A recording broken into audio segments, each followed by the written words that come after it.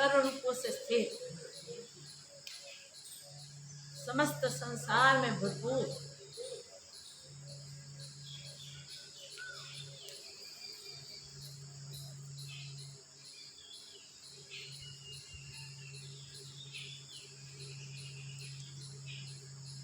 सर्वत्र स्थित, सर्व संसार में भरपूर, परिपूर्ण पर्याप्त रूप से प्रतिष्ठित ऐसे परम शिव स्वरूप को कोटि कोटि प्रणाम।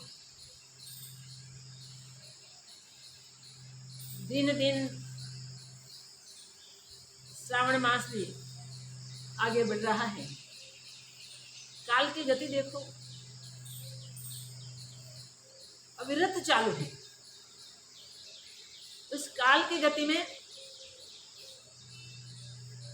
हम सब जब तक स्वरूपानुभूति नहीं करते तब तक जन्म जन्मांतरों तक इस संसार में विविध योनियों में पैदा होते हैं और उसी काल के वश बस शरीरों को छोड़ के यात्रा करते ही रहते, मगर वो यात्रा संसार की यात्रा होती है। संसार की यात्रा दुखों से भरी हुई है, संकटों से, कंटकों से भरी हुई है, क्योंकि संसार ही दुख का मूल है। दुख का कारण ही संसार है और संसार का रूप दुखों से ही परिपूर्ण है। ऐसे दुखपूर्ण संसार में जब भी आते हैं तब सहना क्या होगा, दुख, पाना क्या होगा, बस याद रखिए। और सब स्टेशन जो भी जितने हैं वो सब निरर्थक, मगर एक मनुष्य जन्म का मुकाम ऐसा है जिससे इसका उपयोग करके हम इस यात्रा की समाप्ति कर सकते हैं। जहां से बिछड़े हैं वहां जरा विचार दृष्टि से पहुंचे और देखे, वो तो बिछड़ने का स्थान ही नहीं था, मगर अहंकार ने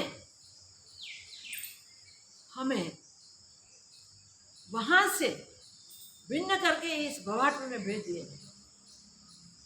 तो अपने ही अहंकार ने हमको दुखों के समूह के बीच रख दिए हैं। अब मनुष्य तन में जब आए हैं, तब इस मुकाम पे हम रहे हैं, तब स्थित हैं, तब जितना भी समय हमको मिला है, इतने समय में हमें पुरुषार्थ करके अपने निज पद को वापस पा लेना चाहिए, जान लेना चाहिए और उसमें स्थित हो जाना चाहिए। जब तक अपने निजी स्वरूप में स्थिरता प्राप्त नहीं करते तब तक भवाट में भटकना शांत नहीं होता। दुखों से भरे हुए इस कंटक भरे वन में, संसार वन में जो भी भटक जाते हैं वो कभी करली वन में भी पहुंच जाते हैं, जहां शीतलता होती है, जहां कोई कंटक नहीं है, जहां कुछ सुख मिलता है, पर वो क्षणिक मुकाम होता है, नित्य नहीं होता। पूर्व कर्म के अनुसार अगर कोई भौतिक सुख हमें मिल जाए, वो सुख नित्य नहीं होता। वो सुख देखते देखते कब चला जाता है पता नहीं चलता। अगर सुख, भौतिक सुख होवे तो भी शरीर साथ न देवे तो उस सुख का क्या? वो सुख कोई काम के नहीं है। परिस्थिति ऐसे होवे जो विचलित कर दे, वो सुख सुख नहीं लगेंगे, सुख भी दुख रूप लगेंगे। इसलिए मृगजल की तरह दिखते हुए सुख सुख नहीं है, आभास मात्र है सुख का, बाकी दुखों के समूह ही है। अब उनसे मुक्त होने के लिए एक ही उपाय है, जहां से बिछड़े हैं वहां जाके वापिस जाके वहां अचल स्थिर हो जाए। तुम ब्रह्म स्वरूप से बिछड़े हैं, वापिस ब्रह्म स्वरूप में पहुंचेंगे, स्थिति करेंगे और स्थिर स्थिति करेंगे, तब सच्चा सुख और सच्ची शांति प्राप्त करेंगे। जिसने भी उसके लिए मनुष्य तन में अविरत पुरुषार्थ किया है, उसके लिए कभी भी संकटों के कोई चांस नहीं है। वो पुरुषार्थ करने वाला पुरुष प्रारब्ध योग से कोई ऐसी परिस्थिति में गुजरता दिखता है, मगर वो दुखी नहीं होता। वो अच्छे से समझता है कि हमारे पूर्वकालीन कर्म के ये फल है। जैसे प्रेम से किए थे वैसे प्रेम से भुगत के उसे जाने दो, उससे वो जुड़ते नहीं, और नहीं जुड़ने के कारण वो दुखी नहीं होते। अपने निज स्वरूप को याद करके उसी में स्थित होने का अभ्यास करते हैं, उसी के लिए ही भगवान को प्रार्थना करते रहते हैं, प्रभु के आगे काकलूरी करते हैं, भगवान के पास नित्य प्रति पल एकता करने की कोशिश करते हैं। जो इस प्रकार अविरत अभ्यास करता है, वो कितने भी कर्म पिछले जन्मों के पूरे भी क्यों ना हो, मगर थोड़ा अविरत पुरुषार्थ कर लें तो इसी एक ही जन्म से हम इस सारे कर्मों को खत्म कर सकते हैं, परम सुख को प्राप्त करके परम शांति को प्राप्त कर सकते हैं।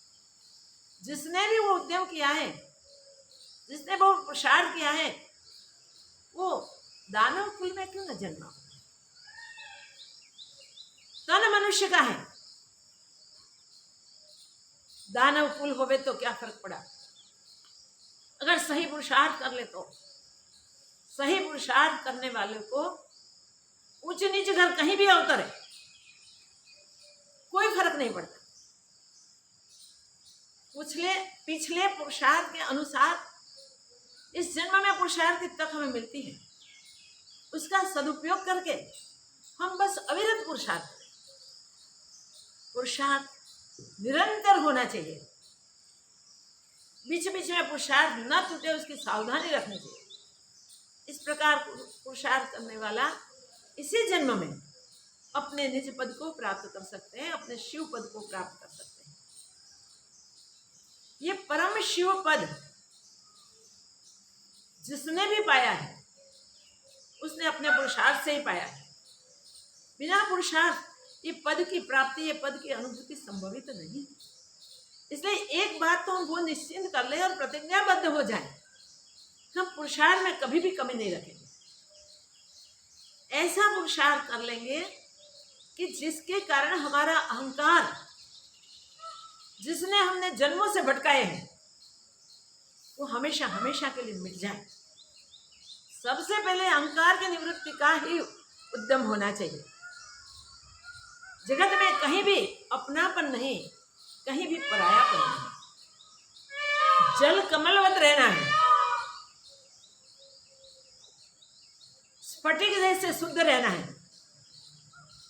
स्फटिक सामने आते हैं, सब कलर को ग्रहण करता दिखता है, इसको परावर्तित भी करता है, मगर जब ये दृश्य सब हट जाते हैं तब वो शुद्ध है, जैसा है वैसा शुभ्र स्वरूप है।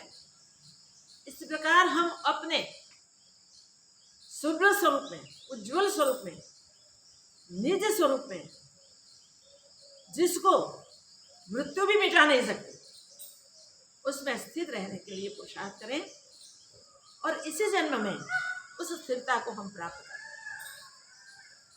इस श्रावण मास में कहीं शिव भक्त शिव उपासना बहुत बढ़िया करते हैं। और शिव जी तो हम समझते हैं भोलेनाथ हैं। सगुण उपासक, शिव भक्त शिव की सगुण रूप से पूजा करते हैं और भगवान को प्रसन्न करने के लिए तपस्या भी करते हैं। तो ऐसे भक्तों की तपस्या से भगवान शिव तुरंत प्रसन्न हो जाते हैं और प्रसन्न होके मन वांछित सब दे देते हैं। अगर वहां भी वो शिव भक्त वो सोचे कि प्रभु की कृपा हो जाए और भगवान हमें अपने निज स्वरूप का दान दे दे,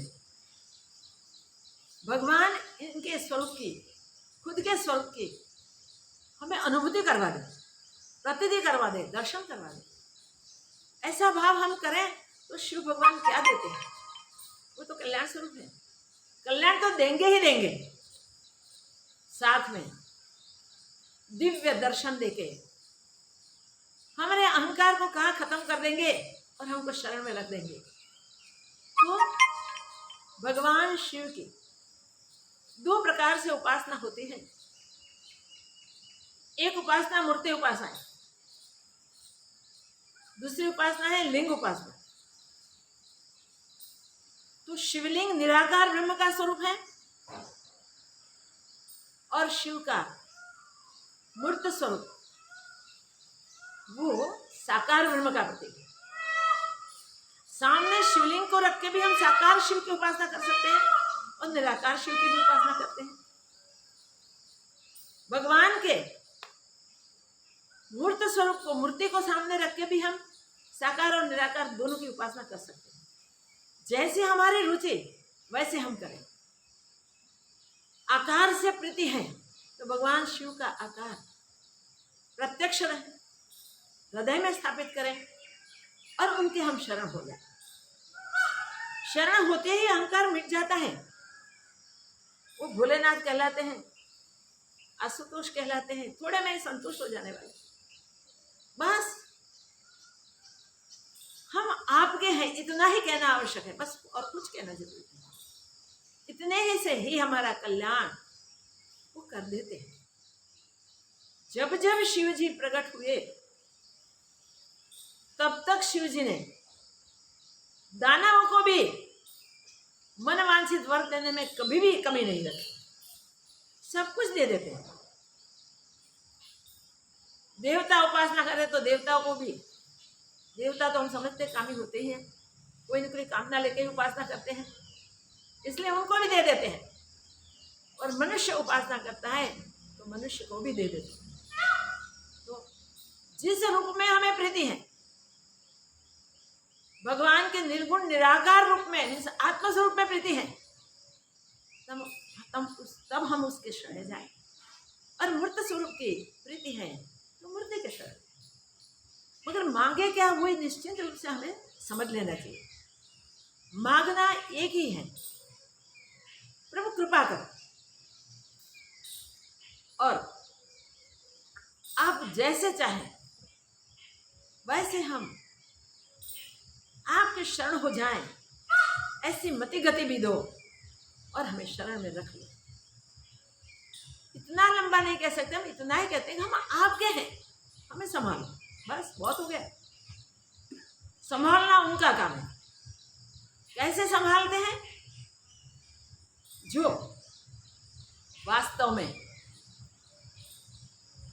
अपने समझ में है, लेकिन भगवान अपने स्वरूप में संभालते हैं, हमें संभालते हैं अपने स्वरूप में, अपने स्वरूप में संभाले थे। तो हमें क्या करना पड़ा? कुछ नहीं, अहंकार को मिटाने के लिए शरण होना है। शरण हो गए, जिस रूप में प्रीति है उस रूप में शरण हो गए, काम बन जाएगा। अब श्रावण मास के दिन चलते हैं, ज्यादा शिव उपासक हैं, शिव भक्त उपासना कर रहे हैं, इसलिए शिव स्वरूप की बात करते हैं। जिसने भी इसी प्रकार सच्ची उपासना की है, उन सबने अपने परम स्वरूप की प्राप्ति कर ली है। देखिए, राक्षस और अधम से अधम मनुष्य भी अगर शिव शरण जाता है तो उसको परम पद की प्राप्ति हो ही जाती है। एक केतव नाम का दुराचारी था। सब दुराचार, दुष्ट आचार उसके जीवन में थे। वो देवता और ब्राह्मणों का सदैव विरोध करता था, सदैव निंदा करता था, सदैव उनसे शत्रुता करता था, और साथ में जुआ बहुत खेलता था। जुआ खेल के धन बहुत कमाता था और धन का उपयोग करता था ये दुष्ट आचरण। एक बार अपने साथियों के साथ कुछ कपट करके उसने बहुत सारा धन जुआ में खेल में पा लिया। तो उसका उपयोग क्या किया? वो बाजार में गया,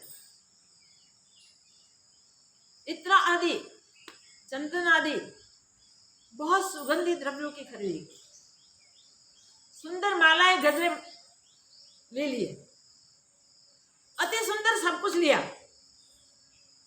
और वो लेके जा रहा था कोई परस्त्री के घर। हम उसे ऐसे ऐसे नाम से बोलते हैं कि उसको हम नहीं बोल सकते, नहीं कह सकते। ऐसे संग में वो जा रहा था। वो उसको इतनी उतावल थी, इतनी उतावल, वो दौड़ के जा रहा था। इनके हाथों में वो द्रव्य सब था। बीच में ठोकर लगी, गिरा, इतना जोरों का गिरा कि बेसुध हो गए। कुछ समय उसकी वो मूर्छा रही। उसके हाथ में जो भी द्रव्य था सब मिट्टी में मिल गया। जब मूर्छा उतरी जगह, तब उसने देखा, कर मैं जहां जा रहा हूं उसके योग्य तो ये सारे पदार्थ नहीं रहे। इतना सारा द्रव्य खर्च किया और फिर भी ये व्यर्थ जा रहा है। सामने शिव मंदिर था। उसको हुआ कि सुगंधित द्रव्य सारे शिव जी को अर्पण किए जाते हैं, ये फूल मालाएं अर्पण की जाती हैं। मैंने तो कभी शिव मंदिर में पैर ही नहीं रखा, मगर आज ये सब बिगड़े हुए उसको अर्पण कर दूं। देखिए, बिगड़े हुए सारे पदार्थ ले जाके शिव जी को उन्हें बिना श्रद्धा, बिगड़े थे फेंक नहीं देने कचरा में, इसे शिव जी को अर्पण कर, शिव जी को अर्पण कर दी। एक केतव शिव जी को अर्पण किए, फिर जीवन में जो भी कर्म उसने किए वो घोर पाप कर्म थे। पहले किए थे वो भी पाप थे, ये भी पाप भी कर्म किए। शिव उपासना तो भूल ही गए। देश का वो वहां जैसे कचरा पेटी में डाले वैसे डाल दिया। देखो, वो कुछ उसका समय पूरा हुआ, उसका मृत्यु हुआ, यमदूत उसे यमराज के पास ले गए। तो धर्मराज ने बोला, एक घोर पातकी, इसके पातकों की कोई संख्या ही नहीं है, इसलिए घोर नरक उसे भुगतने पड़ेंगे। तो कहता, महाराज मैंने तो कोई पाप नहीं किया जीवन में। देखिए, ऐसे लोग कैसे चतुर भी होते हैं। मैंने कोई पाप नहीं किया, आप अपने चित्रगुप्त को बुला लो और दिखा दो मेरा हिसाब। चैलेंज करने वाले होते हैं वो लोग। तो यमराज ने चित्रगुप्त को बुलाया भी, दिखा उसका अकाउंट दिखाते दिखाते चित्रगुप्त ने बताया कि सारे जीवन उसने घोर पातक किए हैं। महाराज, आपके आदेश के अनुसार वो रो नरक भोगेगा, मगर एक कर्म उसका ऐसा है जिसके कारण उसको आपको रहम करनी होगी, आपको देखना होगा। एक बार उसने अपने जो कचरे में डालने के थे, कूड़े में डालने के थे द्रव्य, वो द्रव्य लेकर जा रहा था ऐसी जगह पे, वो भी नरक ही था। इस नरक में जा रहा था, उसकी जगह वो गिरा, कुछ भगवान की कृपा हुई और उसकी मति सुधरी। उसको हुआ कि ये शिव मंदिर है, उसमें अर्पण कर दो। जाके उसने शिव जी पे चढ़ा दिए और शिव प्रसन्न हुए। शिव जी को हुआ कि अरे वाह, ऐसा पात की जीव कोई बात नहीं। कुछ भी लेके आया ना मेरे पास, देखो भगवान कितने उदार होते हैं।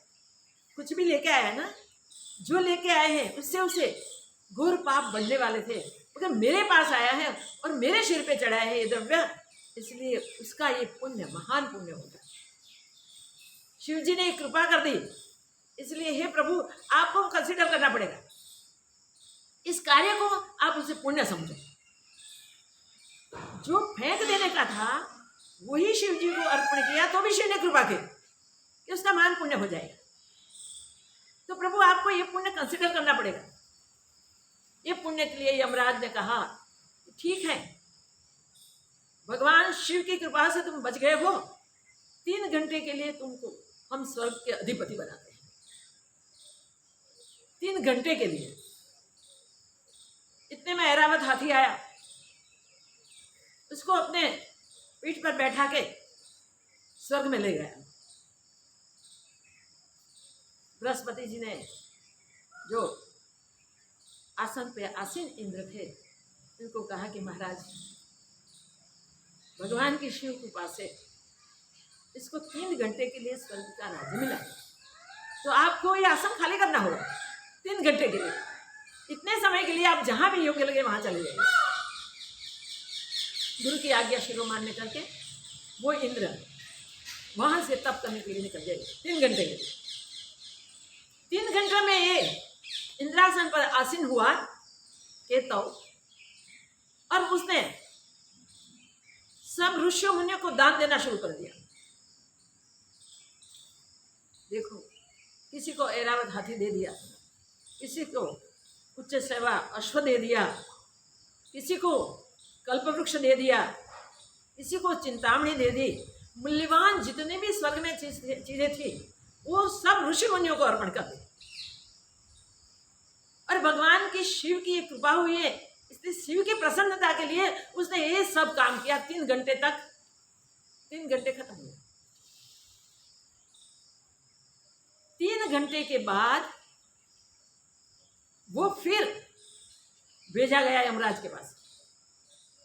यहाँ उस इंद्र को इंद्र की गादी दे दी, और यमराज ने बोला कि भाई तूने जो घोर कर्म किए हैं वो कर्म का फल तो तुम्हें भुगतना पड़ेगा ना, इसलिए तुम्हें नरक में जाना पड़ेगा। चित्रगुप्त कैसा है बताओ? तो चित्रगुप्त ने कहा महाराज इसने स्वर्ग में जाके इतने बड़े पुण्य किए हैं। तब धर्मराज ने कहा कि स्वर्ग दान की जगह नहीं है, दान तो मृत्यु लोक में होता है, और मृत्यु लोक का अधम मानवी, मृत्यु लोक का अधम मानवी घोर कृत्य करके शिव कृपा से स्वर्ग को पाया है, और स्वर्ग पाके उसने फिर भी एक गलत कार्य किया है। स्वर्ग में पुण्य हो ही नहीं सकता, तो पुण्य का फल से कैसे मिलेगा? चित्रगुप्त ने कहा महाराज फिर से आप सोचिए, शिव जी की कृपा प्राप्त करने के लिए उसने वो पुण्य किए हैं, और ऋषि मुनियों को दान दिए हैं। तो एक वो भी बात है, आप उस पर सोचना चाहिए। धर्मराज ने सोचा सही बात, जब उसने शिव को प्रसन्न के लिए कार्य किए हैं तो भूमि का स्थान का कोई महत्व नहीं है। शिव तो सचराचर व्यापक है, कहाँ नहीं है, जहां भी किया जाए वहां से शिव की कृपा हो ही जाती है। इसलिए इसको एक घोर कर्मों के अनुसार जन्म तो प्राप्त होगा ही होगा, मगर वो अब नारकी जीव नहीं रहेगा। वो केतव वहां से भेजा गया। बकराज प्रहलाद को तो हम जानते हैं, उनके पुत्र को विरोचन को भी हम जानते हैं। तो विरोचन का वो पुत्र हुआ। देखिए क्या उत्तम स्थिति प्राप्त हुई। राक्षस कुल में गए, भक्त कुल में जो देवों से भी श्रेष्ठ ऐसे स्थान पे वो गया। वो विरोचन, प्रहलाद जी को तो सब कोई जानते हैं, विरोचन को भी सब कोई जानते हैं। तो विरोचन ऐसे दानी थे कि कोई कुछ भी लेने के लिए आ जाए तो सब कुछ दे देते। एक बार इंद्र ने कपट करके ब्राह्मण का शरीर धारण किया और ब्राह्मण बन के भिक्षा मांगने के लिए विरोचन के पास पहुंचा और विरोचन जी को कहा कि आपका शरीर मुझे दान में दे दो, आपका सिर मुझे चाहिए दान में। विरोचन ने अपने हाथों से सिर को काट कर उसे दान में दे दिया। उसका वो पुत्र हुआ। भगवान शिव के निमित्त जो उत्तम चीजों का दान ऋषि मुनियों को करते हैं, महापुरुषों को करते हैं, तो उसका पुण्य ये होता है जिससे अगणित समय के लिए, अमाप समय के लिए, जिसको नरक की यातना भुगतनी है, सब प्रकार की यातनाएं भुगतने की, वो भी उसे छूट सकता है। और की बात तो क्या करे,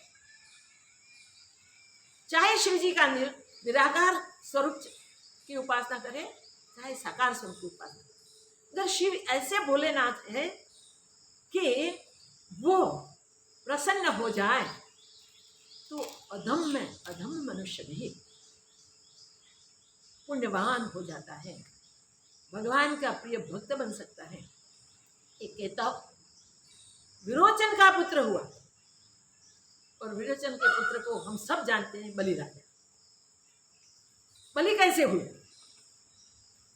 देखिए, विरोचन ने जैसे अपना शरीर भी अपने हाथ से काट के दान में दे दिया, ऐसे बलि राजा ने, बहुत लंबा दृष्टांत है शॉर्ट में, बलि राजा ने देवों का दुख देख के उनके पास जाके उसका सर्वस्व ले लिया। मगर सर्वस्व देने में उसने संकोच नहीं किया। बलि राजा ने, कहता हूं बलि राजा, बलि हुआ। विरोचन पुत्र बलि थोड़ा बड़ा हुआ, तब उसने ये बात सुनी उसके पिता का मृत्यु कैसे हुआ था। तो इस प्रकार इंद्र ने कपट करके इनके पिता का सर मांग लिया था और पिता ने प्रेम से अपने हाथों से काट के दे दिया था। तो इंद्र पे बहुत क्रोध आया बलि को, उसने धा मार दिया स्वर्ग पे। बलि को इतना क्रोध हुआ, इतना गुस्सा आया कि इंद्र पे चढ़ाई करके स्वर्ग ले लिया, इंद्र को परास्त कर दिया, खत्म कर दिया और स्वर्ग का अधिपति बैठ गया, बन के बैठ गया। तीनों लोग उसके हो गए। पाताल का रास्ता था ही था, स्वर्ग ले लिया। मनुष्य लोग जीतने के लिए कुछ करने का होता ही नहीं, मिल ही जाता है। तीनों लोग का अधिपति हो गया। तो फिर स्वर्ग में रहकर तीनों लोग का सुख भोग भुगतने लगा। भाई कहीं दीर्घ काल तक उसने वो सारे स्वर्ग के सुख भोगे। दीर्घ आयु तक स्वर्ग सुख भोगते भोगते भोगते एक बार विचार आया कि अरे इसमें तो शांति है ही नहीं। शुक्राचार्य जी के पास जाके प्रार्थना की। शुक्राचार्य ने विश्वजित यज्ञ करवाया और विश्वजित यज्ञ में शर्त वो होती है कि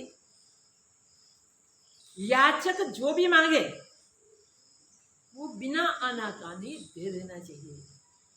वहां नकारात्मक कुछ नहीं हो सकता, सब कुछ सकारात्मक। मांगा, जो मांगा दे देना। सर्वस्व देते देते देते जब यज्ञ पूर्ण हो गए तो सारा विश्व का वो अधिपति हो गया।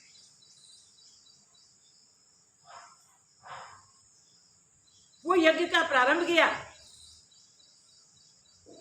देवता तो घबरा गए, अब गए कोई काम के नहीं, ऐसे भी वहां से हटा दिए, छिप के रह रहे हैं, वहां भी नहीं रह पाएंगे अब तो। देवों का दुख देख के भगवान ने सोचा कि ये भक्तराज को दान देने में कोई संकोच नहीं होगा, क्योंकि वो दानी कुल का है। इसके कुल में यही परंपरा है। तो स्वर्ग में 3 घंटे के लिए गया तो भी उसने सिर्फ दान देने का ही कार्य किया। यहां जो मांगेंगे वो दे ही देगा। और हम सब जानते हैं कि बलि के पास भगवान वामन रूप धारण करके बटुक होके गए और संध्या उपासना साधना के लिए 3.5 कदम जगह मांगे। 3.5 कदम जमीन में, पहले 3 कदम में ही पाताल, पृथ्वी और स्वर्ग का सब राज्य छीन लिया। जो बलि ने पाया था वो दे दिया बलि ने। आधे कदम में उसके अहंकार को ले लिया। देखिए, आधे कदम में अहंकार को ले लिया। भगवान कितने दयालु होते हैं, कितनी दया करते हैं। सर्वस्व छीन लेके जो देते हैं, वो ऐसा दे देते हैं कि उसको पाने के बाद पाने का कुछ बाकी नहीं रहता। उसको जानने से जानने जैसी कोई चीज नहीं रहती। उसको देखने के बाद देखने जैसा दूसरा कुछ नहीं रहता। वो पद बलि को दे दिया। अब रक्षाबंधन है, थोड़ी बात उसके भी करें। बलि राजा ने सर्वस्व ले लिया और भगवान ने प्रसन्न होकर बोला कि बलि राजा मांगो, जो मांगो वो दे दो। बस एक ही बोला, हमारा रक्षण कर। बलि ने एक ही मांगा, हमारा रक्षण कर। इतने भगवान उनके महल के द्वारपाल बन गए। नारद जी ने देखा कि ये तो बहुत अनर्थ हो गया, अब कुछ करना पड़ेगा। फिर वो पहुंचे माता जी के पास। लक्ष्मी जी के पास जाके कहे, माता जी अब पधारो, इस बलि को भाई बना लो और जाके उसके हाथ में रक्षा सूत्र बांध लो। और जब मांगने के लिए बहन के बोले भैया, तब नारायण को मांग लेना। गए माता जी ने जाके बड़े भाव से, बड़े प्यार से बलि के हाथ पे रक्षा बांध, बड़े प्रेम से भाई के रूप में बलि का पूजन किया। रक्षा बांधे, भाई को स्वीट खिलाई। बलि राजा प्रसन्न हुए, जानते ही थे, प्रसन्न हुए। बोलो बहन, आज जो चाहो दे दो। भैया तुम जानते ही हो मुझे क्या चाहिए, बस मेरे स्वामी को वापस कर। और बलि ने दे दिया। देखो कैसा दानवीर एक परिवार था। ये पूरा उसका वंश वारस में देखो कैसा चला आ रहा है। तब से और भी कई बातें हैं। इंद्र चढ़ाई के लिए जाते हैं, तब सोचे इंद्राणी उनके हाथ में रक्षा बांधते हैं। माता कुंती ने अभिमन्यु के हाथ में रक्षा बांधी थी। रक्षा कभी मिटती नहीं, कभी टूटती नहीं, कभी छूटती नहीं। कपट किए बिना भगवान को भी कपट करना पड़ा। अभिमन्यु की रक्षा काट चूहा बनना पड़ा। देखो तो ये ऐसा पवित्र रक्षाबंधन का दिन कब, तो हम उसे याद रखें कि हम बंधन करें। किसको करें, बांधे किसको, और किसी को नहीं बांधना, भगवान को ही बांधना भी। और किस लिए, इसलिए हाथ खड़े करके खड़े रह जाए। हम कुछ नहीं जानते, हमें कुछ भी पता नहीं हमारा कल्याण कैसे हो गया, इसलिए हम आपके शरण हैं। शरण बन के भगवान को बांध लेना, फिर अकल्याण संभवित नहीं है। चाहे जीवन में कितने भी पाप किए हैं, कोई बात नहीं।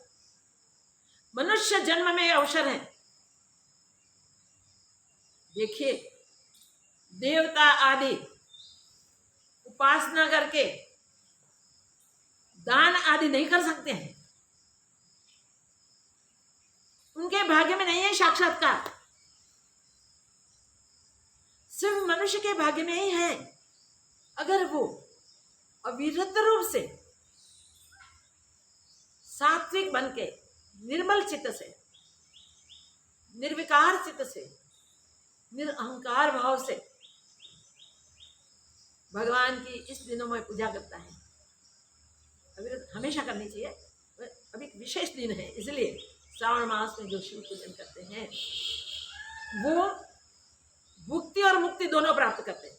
भुक्ति मीन्स भोग, आलोक के सारे भोग उसको आसानी से मिल जाते हैं और कुछ नहीं, इसने पूर्व में क्या किया था वो भगवान नहीं देखते थे।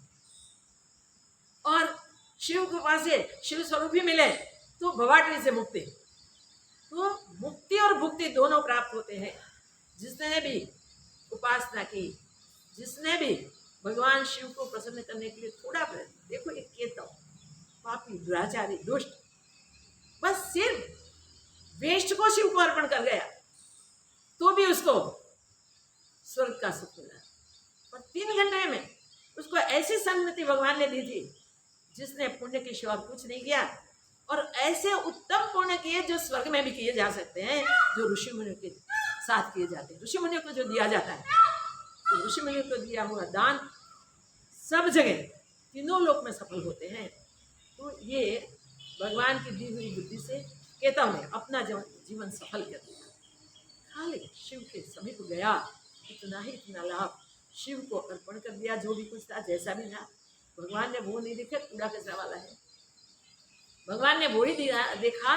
जीवन भर मेरी उपासना नहीं की, जीवन भर कोई देव को नहीं देखे, उन्हें पूजे नहीं है, आज पहली बार शरण आया है ना, इसका बड़ा पुण्य उसको हो जाए। इतना बड़ा पुण्य हुआ और पुण्य करने के लिए उसको तक मिल गई, और इससे उसने अपने सारे पातक धो दिए। याद रखिए, हम भी अपने सारे पातक धो सकते हैं। सच्ची उपासना करें, चाहे निर्विकार रूप से निराकार रूप से उसकी उपासना करें, लिंगिकार उपासना करें, ध्यान धारणा आदि से सच्चे पुष्प चढ़ा दें, और चाहे शिव के मूर्ति स्वरूप के पूजन करें। ज़्यादा करके शिवलिंग का ही पूजन होता है। लिंग को भी मूर्ति मानी जाती है, मूर्ति को भी मूर्ति मानी जाती है, शिव का स्वरूप माना जाता है। जैसी भी करें, शिव की कृपा को प्राप्त कर लें। शिव मीन्स परम आत्म तत्व। तो इस परम आत्म तत्व को प्राप्त करने के लिए हम अपने अहंकार को मिटा के, देहाभिमान को छोड़ के उपासना करते हैं, प्रार्थना करते हैं, तप करते हैं, जो भी आता है वो करते हैं, पूजा करते हैं। इसी से हमें इस जीवन की सफलता प्राप्त होती है। इसी जीवन में परम पद की, परमात्मा पद की प्राप्ति होती है। परमात्मा पद को पाने के लिए, परमात्मा पद को पाने के लिए ये एक ही काफ़ी है, इतना ही काफ़ी है कि हम शरण हो जाएं। शरण होके हमें क्या करना चाहिए, कैसा करना चाहिए, नहीं आता तो कोई बात नहीं, प्रभु जैसे प्रेरणा करते हैं वैसे ही वैसे करके हम सफल कर लेते हैं जीवन को, धन्य कर लेते हैं जीवन को। तो यही कृपा हो जाए भगवान शिव की। शिव भी सर्वत्र सर्व में सदा काल स्थित, ऐसे परम स्वरूप, इस परम स्वरूप पर स्थित होकर हम हमेशा हमेशा के लिए उस शिव स्वरूप को प्राप्त कर लें, आत्मस्वरूप को प्राप्त कर लें, फिर देहादि दुनिया में जाएं। सबका कल्याण हो, मंगल हो, जय हो, जय हो, जय हो।